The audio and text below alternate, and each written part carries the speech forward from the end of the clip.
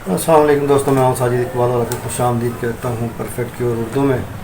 आज एक और नई रेमेडी के साथ आपकी खिदमत में हाजिर हैं। आज जो रेमेडी हम बनाने वाले हैं ये आछी मिजाज लोगों के लिए है जिनके खून में गर्मी होती है और उस गर्मी की वजह से सूरत इंजाल का मर्ज़ उनको हो जाता है। तो ये रेमेडी इन तमाम अमराज़ के लिए शाफ़ी इलाज है।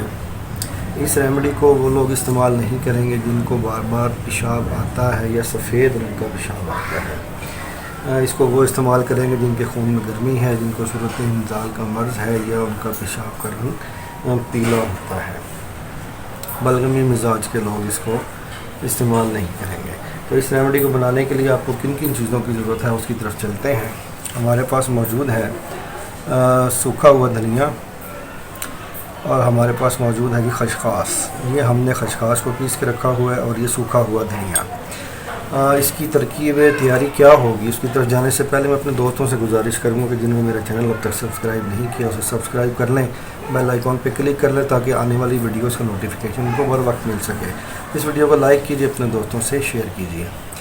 आप इसकी तैयारी की तरफ चलते हैं जी।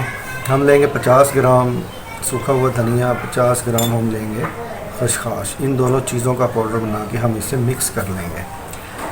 इसको मिक्स करने के बाद आपने इसका इस्तेमाल कैसे करना है, आपने 1 टीस्पून या हाफ़ टेबल स्पून, 1 टीस्पून या हाफ़ टेबल स्पून आपने ये पाउडर जो हमने तैयार किया है दोनों को मिक्स करके ये आपने लेना है। सुबह दोपहर और शाम तीनों टाइम, सुबह दोपहर और शाम 1 टीस्पून या हाफ़ टेबल स्पून जो खाने वाला चम्मच होता है ये आप 3 टाइम इस्तेमाल करेंगे पानी के साथ। तो इसके इस्तेमाल से इंशाल्लाह दिनों में ही आपकी तमाम मसाइल को बिल्कुल ख़त्म कर देगा।